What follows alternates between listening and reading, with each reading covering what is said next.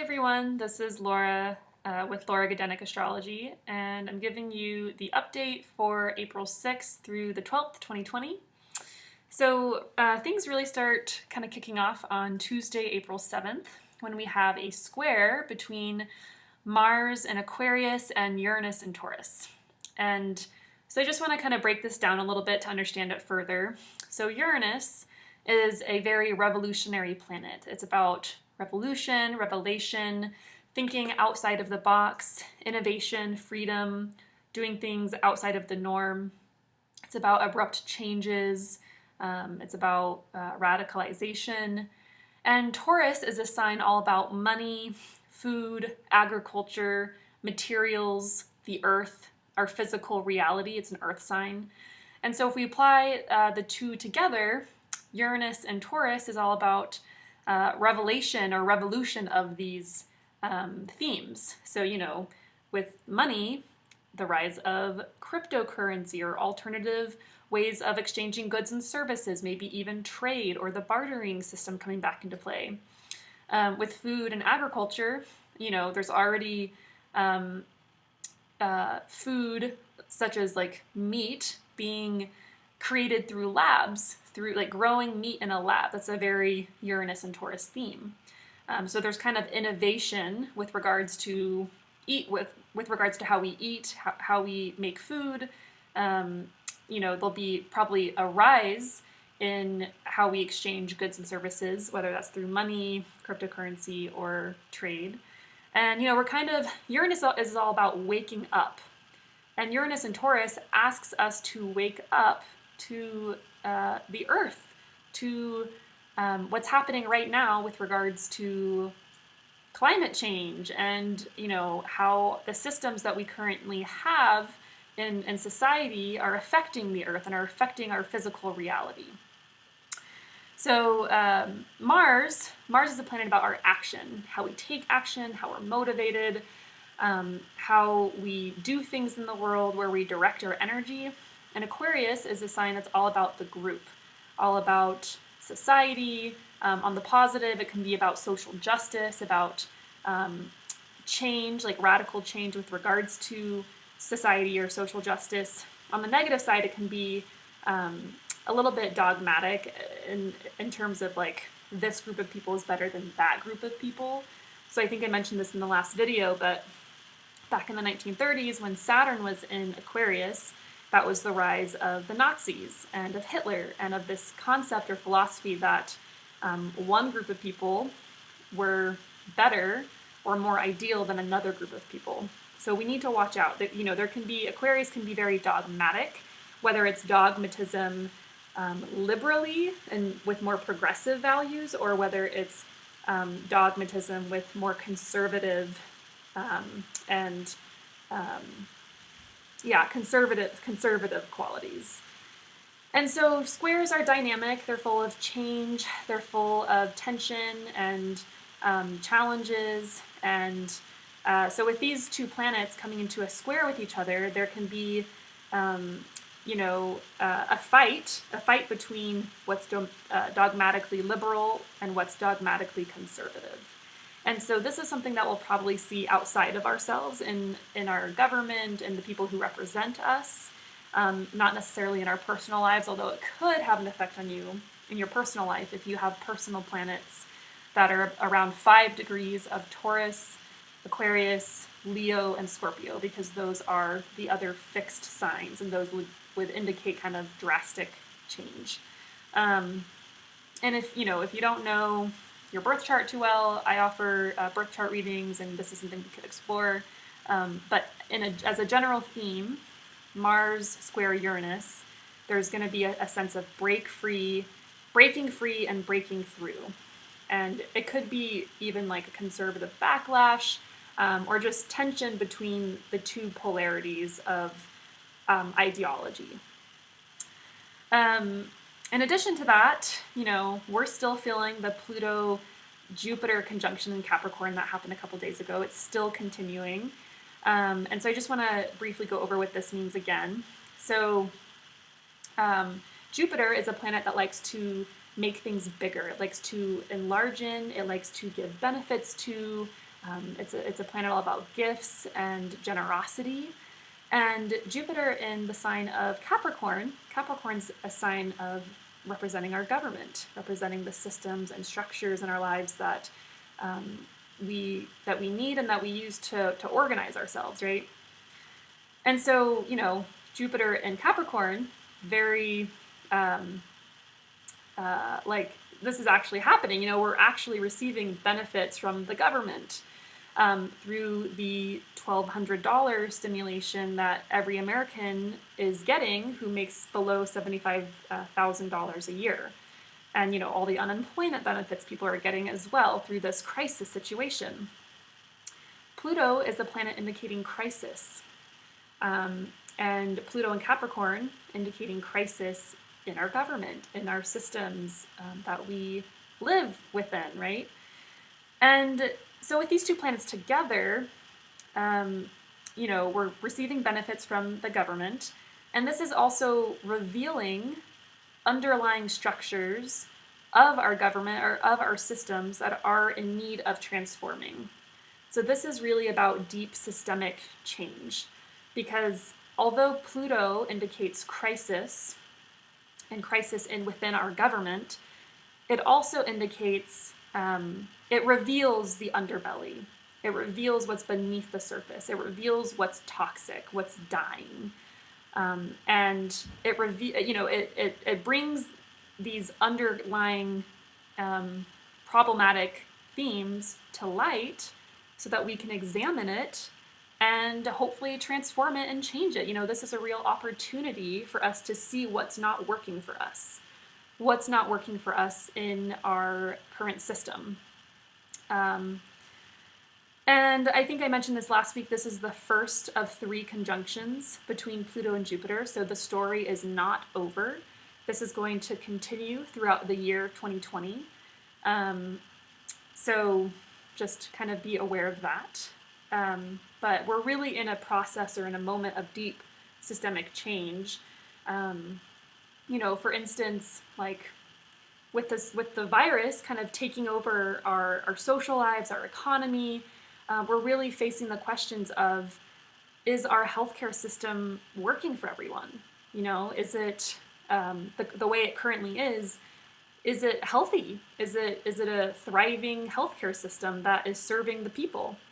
How many people are going to be in thousands of dollars of debt after they receive healthcare from hospitals, from having the coronavirus and having to be in hospitals for weeks on ventilators? They're going to come out of the system, out of that situation with a ton of debt, right? Thinking about our economy, like the fact that the government is giving $2 trillion to Americans. I mean, that's amazing. That's great. But also it's revealing that we didn't really have a system or a plan in place for times like these, for crises like these.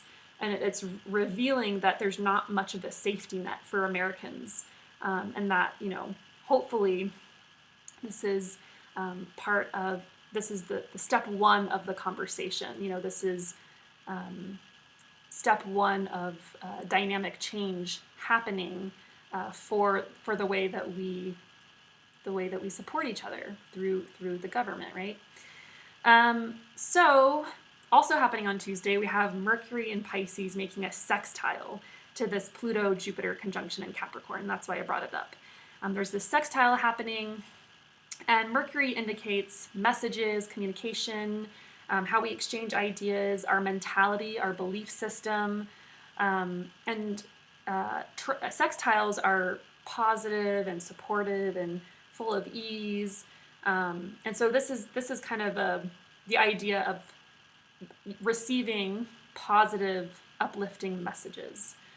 But the flip side of this is that Mercury is still in the sign of Pisces, which is the sign of its fall. So Mercury does not function to its optimal level in the sign of Pisces. I mean, yes, there's always positive things to every planetary position. There's creative communication, there's focus on emotions, there's creativity in general and compassion with Mercury and Pisces. There's a grand imagination quality. But also Mercury in Pisces can be a little bit too imaginative or too dreamy, or sometimes indicating not speaking the truth, right? So what does this mean? So Mercury in Pisces, making the sextile to this Pluto-Jupiter conjunction in Capricorn. This could be hearing tales or stories or messages from the government that sound good, but be careful of misinformation, right? Or it could be hearing positive and supportive messages from those who are in power, but them not being able to deliver, or there being miscommunication within those who are in power, and there being a lot of confusion and things really being quite messy. It could just be kind of a delay of the benefits that we're supposed to be receiving from the government. There could be kind of just like delays with how that pans out, how that actually translates in reality. Not to say that we're not going to receive those benefits, like we probably totally are, but it's just a matter of reflecting the manner in which it's done, and maybe it might get a little bit messy, basically.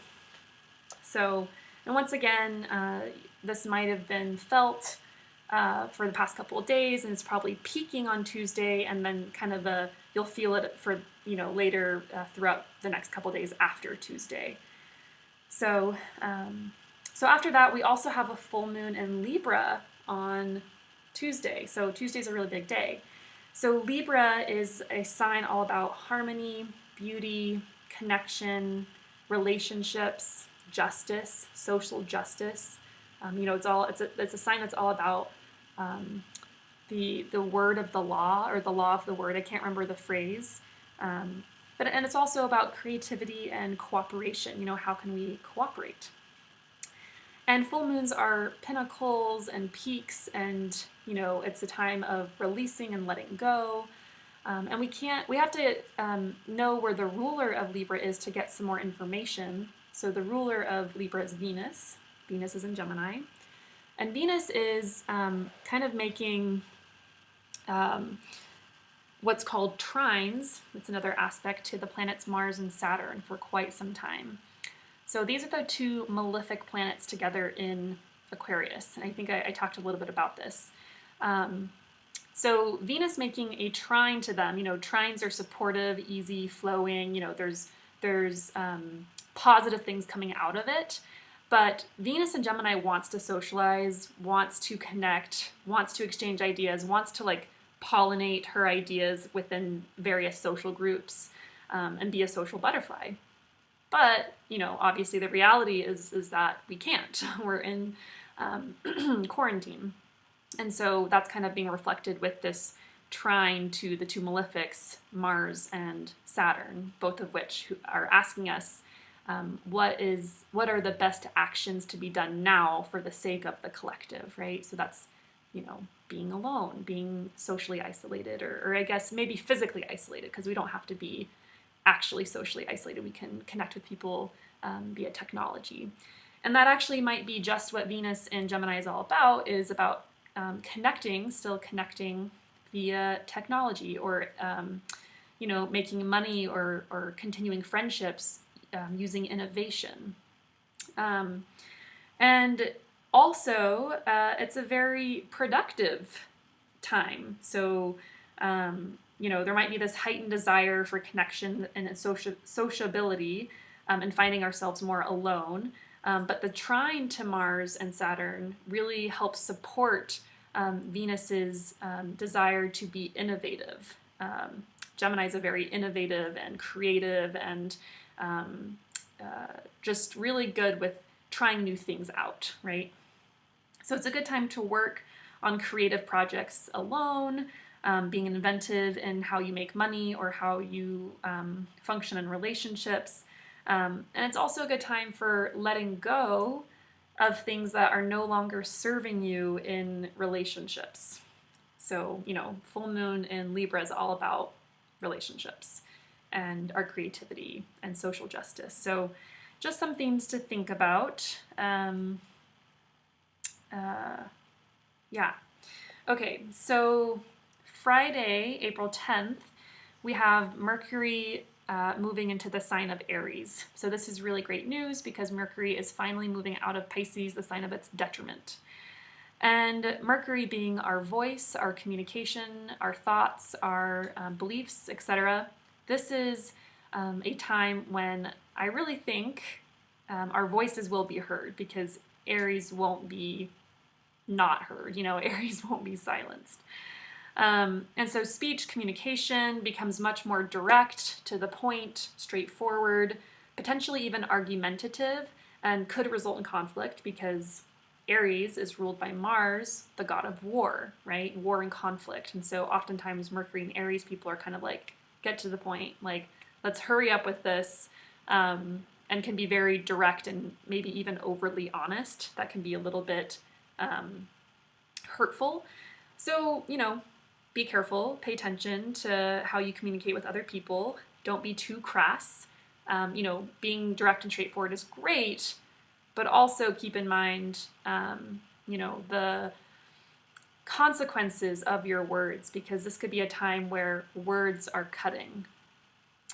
And we also have to think about Mars, because Mars is ruling Aries, and Mars right now is in Aquarius. So this is really time to, think about the collective, right? So this would be a time where maybe our voice is for the people, for the group that we're part of. We're speaking up to protect the group, or to protect the interests of the group that we're part of. And if conflict results, it might be the start of some kind of revolutionary cause, whatever that means to you. And there's kind of similar themes when Mercury makes a sextile to Saturn and Aquarius on Saturday.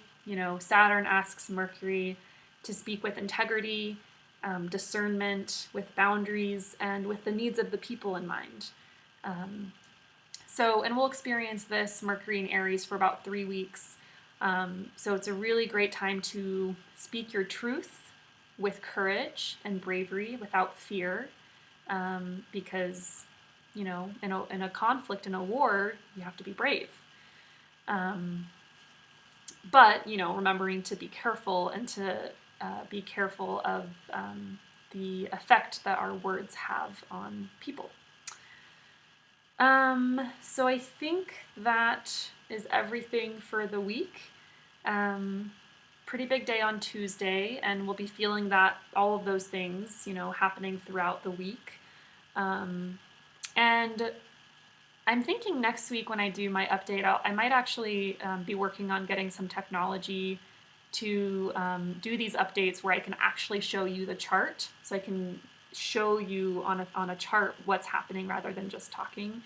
How Venus and Gemini of me trying Mars conjunct Saturn, I know.